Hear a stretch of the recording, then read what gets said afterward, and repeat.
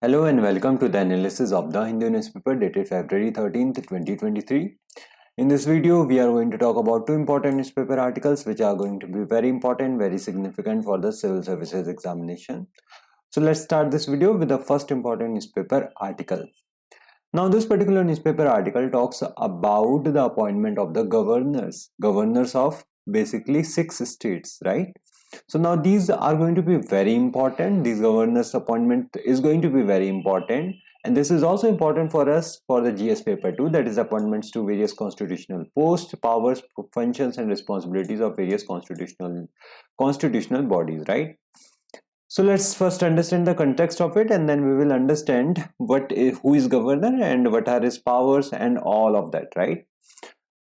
So the former Supreme Court Judge Justice S. Abdul Nazir, retired, is among the 6 new faces appointed governors by the President Draupadi Murmu on Sunday. Now the President also accepted the resignations of Maharashtra Governor Bhagat Singh Koshari and Ladakh Lieutenant Governor R.K. Mathur in the latest gubernatorial reshuffle, right? So this is the context of it. Let's now talk about who is going to be appointed, right? So basically the first one here on the list is Justice S. Abdul Nazir. He is a retired Supreme Court judge, and he is going to serve as the governor of the Andhra Pradesh, right? And the next one on the face here is Lieutenant General Parnaik, and he is going to be the governor of the Arunachal Pradesh. Then we have Lakshman Prasad Acharya, who is going to be the governor of Sikkim. Then we have C.P. Radhakrishnan, who is going to be the governor of Jharkhand. And then we have Shiv Pratap Shukla, who is going to be the governor of Himachal Pradesh. And then we have G.C. Kataria, who is going to become the governor of the Assam. Now these are the people who have been appointed as the governors of all of these particular states. Now let's talk about who is particularly is governor. So governor is basically a nominal executive head of the state. Now for example, here we have Justice S. Abdul Nazir, who is a retired Supreme Court judge. Now he is going to be the governor of Andhra Pradesh. So he is going to become the nominal executive head of the state of Andhra Pradesh, right? And he forms an important part, governor forms an important part of the state executive, where he acts as the chief executive head, and the central government nominates the governor for each state.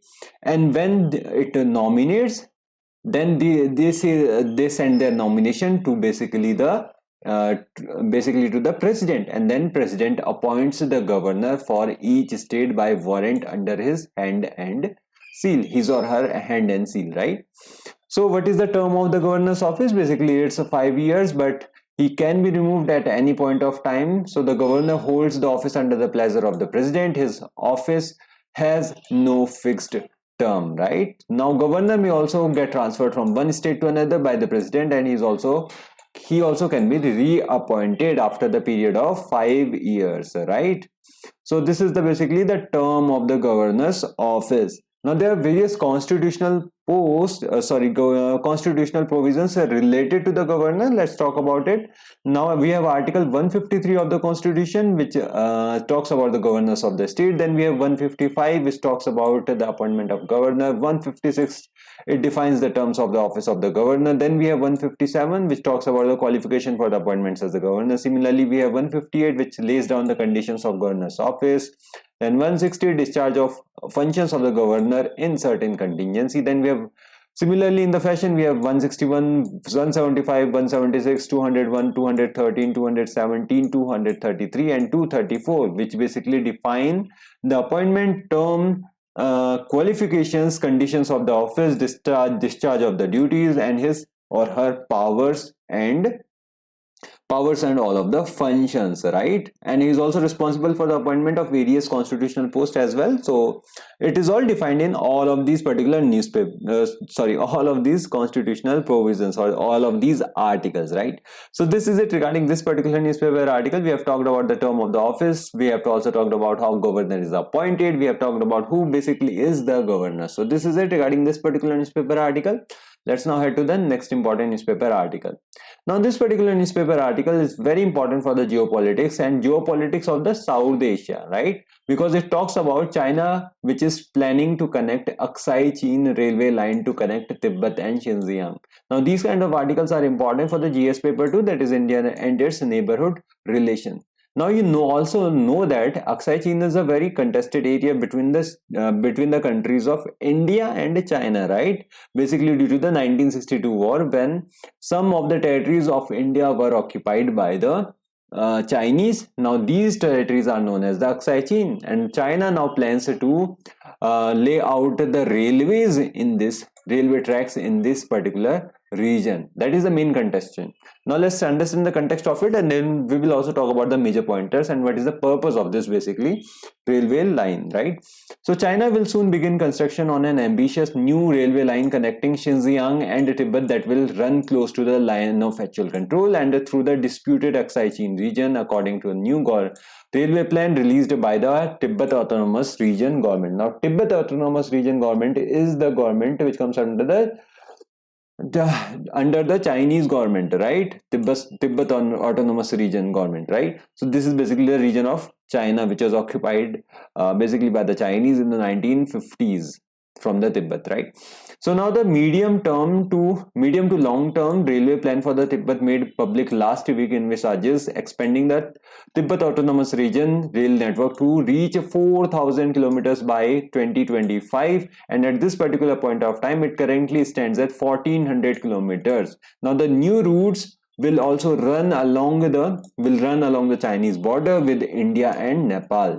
Now the most ambitious of the new plans is the Xinjiang Tibet Railway, which will broadly follow the course of G219 National Highway, and the construction of Xinjiang Tibet Highway through the Aksai Chin had triggered tensions between the India and China in the lead up to the 1962 war, because Aksai Chin is the area which has been occupied by the Chinese in the 1962 conflict between the India and the Chinese, right? So the proposed railway line will begin in the Shigatse in Tibet and run northwest along the Nepal border before cutting north through Aksai Chin and ending in Hotan in Xinjiang. The planned route will pass through the Rutog and around the Pangong Lake, which is very near to us, right? Pangong Lake area lies, some of the Pangong Lake lies in the China part, some of the Pangong Lake lies in the Indian part. So this basically becomes the main contention because this area has also been in the conflict in the recent past. Now the first section from the Shigatse to the Pakutsko will be completed by 2025, with the rest of the line up to the Hotan expected to be finished by 2035. So it is a very long-term plan. Now the Tibet currently only has 3 rails in the operation because the area is so difficult, the terrain is so difficult that it is very difficult for even the Chinese to make up the railway lines in that particular region. At this particular point of time, they have 3 railway lines.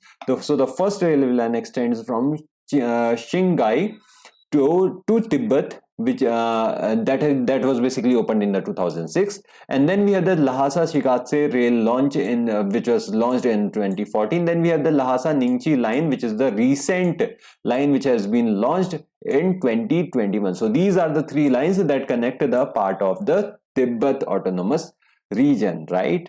So now what is the purpose of making this particular railway lines? So the first purpose is that it boosts the border security of the Chinese by enabling them to closely integrate the border areas as well as quickly mobilize the frontier when needed. In the Russia-Ukraine war, we have seen that the logistics wins you the war. It's not the offensive that wins you the war, it's the logistics that wins you the war. If your logistics are good, then you will win the war against any of the countries, right?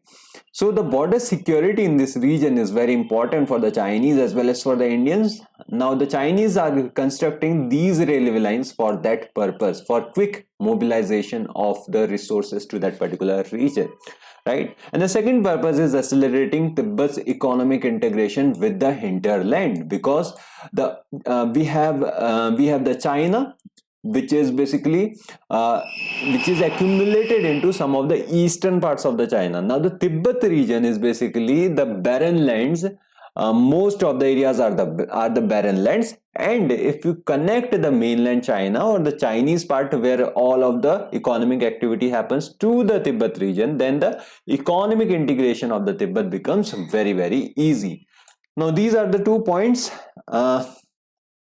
we have mentioned about how they are going to serve the purpose of making the railways, right? So this is the main reason why the railways are being constructed in this particular region, right? Only the 2 reasons, and that is why the China is making this long-term plans to construct this particular railway line by 2035, right? So this is it regarding this particular newspaper article, and this is it for the day. Thank you from my side. Do like and share the video and subscribe to this channel. Have a good day. Bye.